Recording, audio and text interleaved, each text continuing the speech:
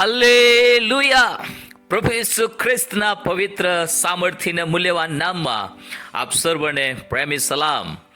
હું આશા રાખું છું કે તમને જે વચનો પ્રાપ્ત થઈ રહ્યા છે તે પ્રભુ પ્રત્યે તમારો વિશ્વાસ, પ્રેમ દ્રઢ અને મજબૂત કરવામાં મદદરૂપ થઈ રહ્યા હશે અને દૈનિક સંદેશાઓ મારફતે તમારું આત્મિક જીવન વધુ મજબૂત બને, સ્ટ્રોંગ બને અને તમે આત્મિક જીવનમાં વૃદ્ધિ પામો એવી મારી પ્રાર્થના અને ઈચ્છા છે. આજનું મનન લુકની લખેલી સુવાર્તા તેના 10મા અધ્યાય અને તેની 19મી કલમમાંથી લેવામાં આવ્યું છે. ત્યાં પ્રભુનું વચન કહે છે, જુઓ, મેં તમને સર્પો તથા વિચ્છુઓ પર પગ મૂકવાનો તથા શત્રુના બધા પરાક્રમ પર અધિકાર આપ્યો છે અને તમને કશાની પણ ઈજા થશે નહીં. આજે આપણે પ્રભુના વચનમાંથી અધિકાર વિશે વાત કરવા માંગીએ છીએ. યોહાનની સુવાર્તા તેનો 1લો અધ્યાય અને 12મી કલમ કહે છે કે જેઓએ પ્રભુ ઈસુ ખ્રિસ્ત પર વિશ્વાસ કર્યો છે તેઓને દેવના છોકરા થવાનો અધિકાર મળ્યો છે. તમે પ્રભુ ઈસુ ખ્રિસ્ત પર વિશ્વાસ કરો છો તો તમે દેવના છોકરા છો, એ અધિકાર તમને મળ્યો છે. અને આ કલમમાં આપણે વાંચીએ છીએ કે પ્રભુ ઈસુ ખ્રિસ્તે અધિકાર આપ્યો છે. માથીની લખેલી સુવાર્તા તેનો 28મો અધ્યાય અને 18 થી 20મી કલમમાં પણ જેમાં મહાન આદેશ આપવામાં આવ્યો છે, તેમાં પ્રભુ ઈસુ ખ્રિસ્તે કહ્યું કે આકાશ તથા પૃથ્વી ઉપર સર્વ અધિકાર મને અપાયો છે. અને એ અધિકાર પ્રભુ તેમના પર વિશ્વાસ કરનારા લોકોને, તારણ પામેલા લોકોને આપે છે.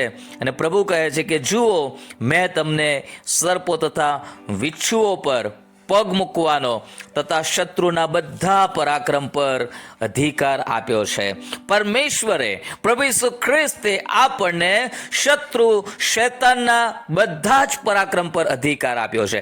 આપણે બીવાની જરૂર નથી. આપણે તો વિશ્વાસથી એ અધિકારનો ઉપયોગ કરવાનો છે અને શૈતાનની ચાલોને, સર્પો તથા વિચ્છુઓ એ શત્રુ શૈતાનને દર્શાવે છે.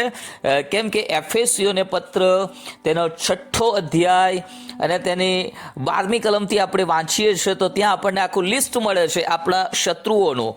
ત્યાં લખવામાં આવ્યું છે, કેમ કે આપણું આ યુદ્ધ રક્ત તથા માંસની સામે નથી, પણ અધિપતિઓની સામે, અધિકારીઓની સામે, આ અંધકારરૂપી જગતના સત્તાધારીઓની સામે, આકાશી સ્થાનોમાં દુષ્ટતાના આત્મિક લશ્કરોની સામે છે. જુઓ, આપણી સામે કેટલું મોટું સૈન્ય છે, દુષ્ટતાના આત્મિક લશ્કરો અને અધિપતિઓ, અધિકારીઓ, અંધકારી જગતના સત્તાધારીઓ, અને આપણે આ બધાની સામે લડવાનું છે. આપણું આ યુદ્ધ એ આત્મિક યુદ્ધ છે અને તેમાં આપણે પ્રભુના અધિકાર વગર, પ્રભુના સામર્થ્ય વગર, પવિત્ર આત્માના સામર્થ્ય વગર, પ્રભુની સહાય વગર આપણે આ યુદ્ધ લડી શકતા નથી, તેમાં ટકી શકતા નથી અને આ યુદ્ધને જીતી શકતા નથી. આપણને રોજિંદા જીવનમાં ઈશ્વરના સામર્થ્યની જરૂર છે, પ્રભુના અધિકારની જરૂર છે. ને એ અધિકાર, એ સામર્થ્ય પ્રભુ આપણને આપે છે અને કહે છે કે મેં તમને અધિકાર આપ્યો છે.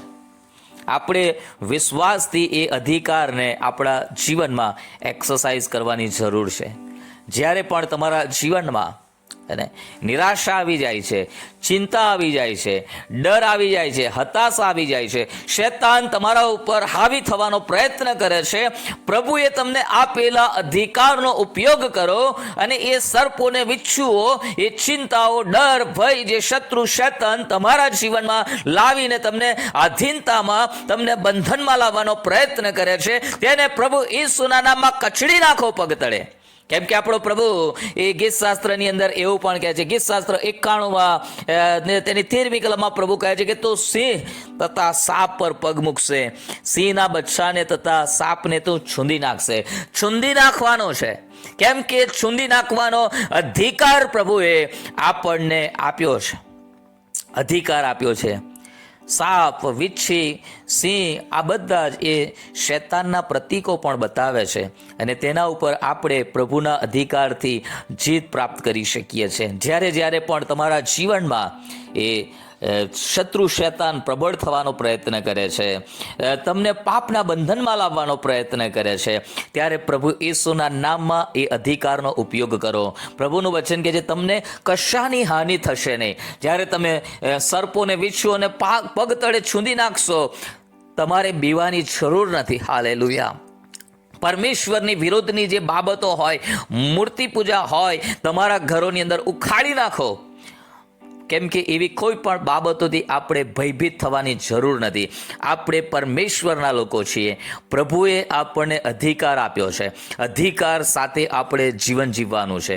અધિકાર સાથે જો જીવન જીવશો તો ખ્રિસ્તી જીવનમાંનો આનંદ તમે લઈ શકશો.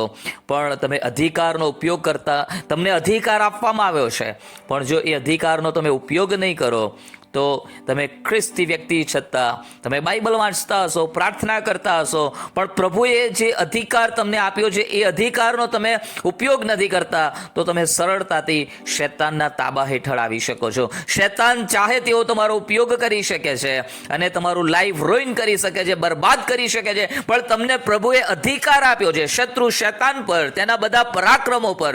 તો તમને મળેલા અધિકારનો ઉપયોગ કરો અને એક વિજયવંત જીવન જીવવાનો પ્રયત્ન કરો. પ્રભુ તમારી સહાયને મદદ કરશે. રોજિંદા જીવનમાં એક વિજયવંત જીવન જીવો.